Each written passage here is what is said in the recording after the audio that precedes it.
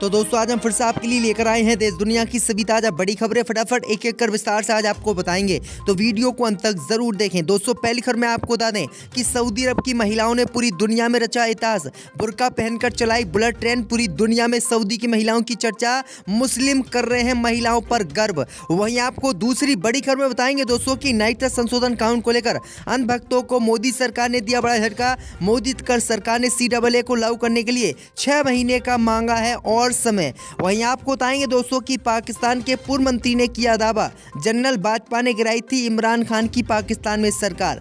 वहीं आपको बताएंगे दोस्तों कि उत्तर प्रदेश में अभद्र टिप्पणी मामले में सपा का ट्विटर हैंडल संचालक गिरफ्तार। अखिलेश यादव पहुंचे पुलिस मुख्यालय, बोले फालतू क्यों कर रहे हो हमारे लोगों को बंद। वहीं आपको अगली खबर में बताएंगे दोस्तों कि जम्मू कश्मीर के राजौरी में हिंदू परिवारों पर आतंकी हमले में 7 लोगों की मौत, घायलों ने अस्पताल में तोड़ा दम।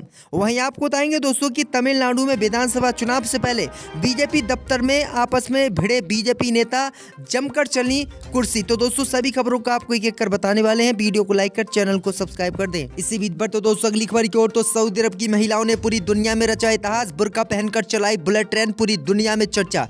जी दोस्तों आपको बता दें कि सऊदी अरब की महिलाओं ने एक बार फिर से पूरी दुनिया में इतिहास रच दिया है। दरअसल आपको बता दें कि सऊदी अरब की महिलाओं ने बुर्का पहनकर बुलेट ट्रेन चलाई है, जिसका वीडियो पूरी दुनिया में वायरल हो रहा है। दरअसल आपको बता दें कि ये महिला मक्का मदीना के बीच चलने वाली ट्रेन को चला रही हैं। दरअसल आपको बता दें कि सऊदी अरब की सरकार ने पहली बार सऊदी अरब में महिलाओं को बुलेट ट्रेन चलाने की इजाजत दी, जिसके बाद 32 महिलाओं ने ट्रेनिंग पूरी कर बुलेट ट्रेन पर बैठकर बुलेट ट्रेन चलाई। वहीं आपको बता दें कि जैसे ही महिलाओं ने बुर्का पहनकर बुलेट ट्रेन चलाई तो पूरी दुनिया में इन महिलाओं की चर्चा होने लगी और मुस्लिम देश सहित पूरी दुनिया के लोग इन पर गर्व करने लगे। दरअसल आपको बता दें कि उन्होंने कहा है कि मुस्लिम महिलाओं ने इस्लाम को अपनाकर इस्लाम की पवित्रता को देखकर बुर्का पहनकर बुलेट ट्रेन चलाई, लेकिन अन्य देशों में ऐसा नहीं होता है। तो ये बड़ी अपडेट आई दोस्तों कि बुर्का पहनकर बुलेट ट्रेन चलाने वाली सऊदी अरब की पहली महिलाएं बनी हैं। आपकी क्या राय इस खबर पर हमें कमेंट में जरूर बताएं।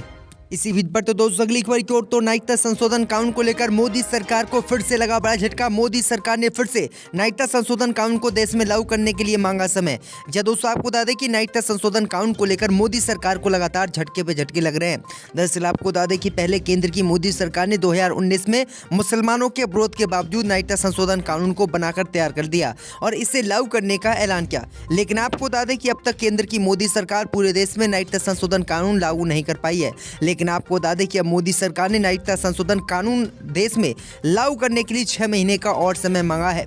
दरअसल आपको बता दें कि गृह मंत्रालय ने कहा है कि अभी हमें नागरिकता संशोधन कानून के नियम बनाने के लिए 6 महीने का और समय चाहिए। दरअसल आपको बता दें कि ये 7वीं बार है जब केंद्र की मोदी सरकार ने नागरिकता संशोधन कानून को देश में लागू करने के लिए समय मांगा है। इससे पहले 6 बार और गृह मंत्रालय नागरिकता संशोधन कानून को लागू करने के लिए देश में समय मांग चुका है। तो ये बड़ी अपडेट आ रही है। उम्मीद यही जताई जा रही है दोस्तों कि नागरिकता संशोधन कानून NPR और NRC देश में मोदी सरकार लागू करने के मूड में नहीं है और ये देश में लागू भी नहीं होंगे। आपकी क्या राय दोस्तों, नागरिकता संशोधन कानून यानी CAA देश में लागू होना चाहिए या नहीं, हमें कमेंट करके जरूर बताएं। इसी बीच पर तो दोस्तों अगली खबर की ओर, तो जम्मू कश्मीर के राजौरी में हिंदू परिवार पर आतंकी हमले में अब तक 7 लोगों की मौत, घायलों ने अस्पताल में तोड़ा दम। जब दोस्तों आपको बता दें कि जम्मू कश्मीर के राजौरी और श्रीनगर के जद्दीबल इलाके में नई साल पर आतंकियों ने हिंदू परिवारों पर फायरिंग कर दी थी। इस हमले में अब तक 7 लोगों की मौत हो चुकी है। जानकारी के मुताबिक आतंकी हमले में घायल एक और व्यक्ति ने इलाज के दौरान अस्पताल में दम तोड़ दिया है। दहशतगर्दों के हमले में प्रिंस शर्मा गंभीर रूप से घायल हो गए थे, उन्हें इलाज के लिए अस्पताल में भर्ती कराया गया था। हालांकि प्रिंस के भाई दीपक की भी टेररिस्ट अटैक में मौत हो गई थी। जानकारी के मुताबिक दीपक ने मौके पर ही दम तोड़ दिया था, जबकि प्रिंस को गंभीर हालात में अस्पताल ले जाया गया था। इस त्रासदी ने परिवार को हिलाकर रख दिया। बताया जा रहा है कि दीपक और प्रिंस के पिता राजेंद्र की पहले ही मौत हो चुकी है और अब उनकी भी मौत हो गई। तो ये बड़ी अपडेट आई दोस्तों कि 7 लोगों की अब तक मौत इस मामले को लेकर हो चुकी है। इसी बीच पर तो दोस्तों अगली खबर की ओर, तो तमिलनाडु में बीजेपी दफ्तर में जमकर हुआ हंगामा, नेताओं ने एक दूसरे पर फेंकी कुर्सी। दोस्तों आपको बता दें ये बड़ी खबर सामने निकल कर आई दोस्तों कि तमिलनाडु में विधानसभा चुनाव से पहले भाजपा नेताओं में जमकर लात घुसे चले हैं। दरअसल आपको बता दें कि इसका एक वीडियो भी सोशल मीडिया पर सामने आया है।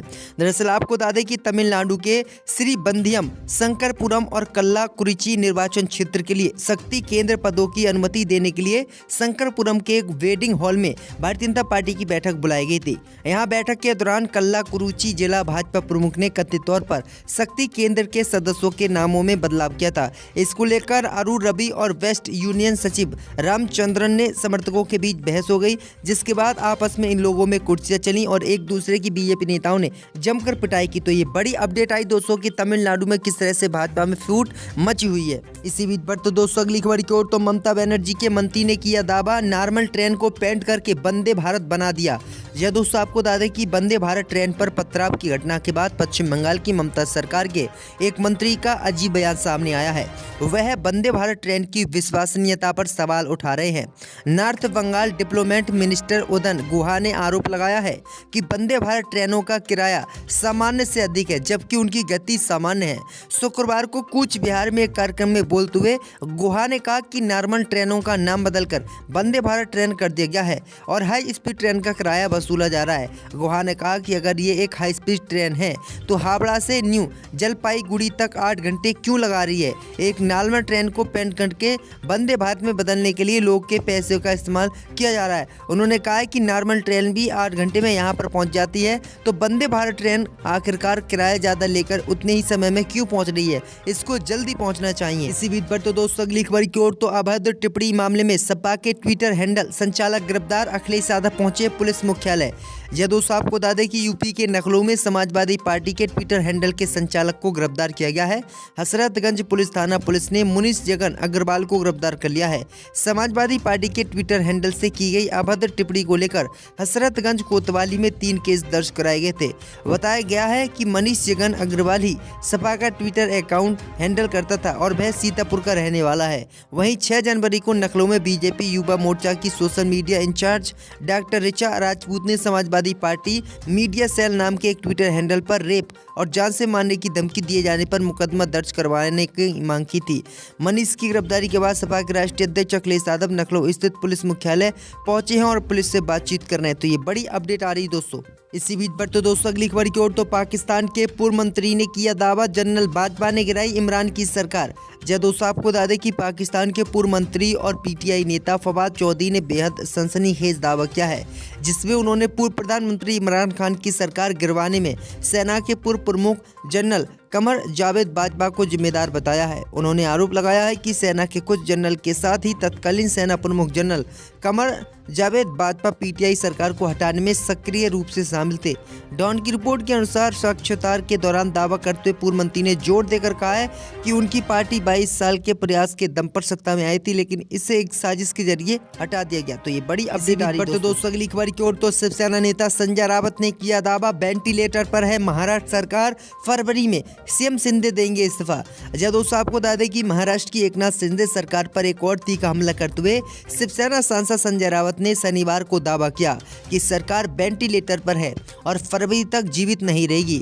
रावत ने शनिवार को मीडिया से बात करते हुए कहा कि सुप्रीम कोर्ट के फैसले के बाद बाला साहेब वंचित शिवसेना के 16 विधायक अयोग्य हो जाएंगे और सरकार गिर जाएगी, क्योंकि ये अवैध और असंवैधानिक सरकार है।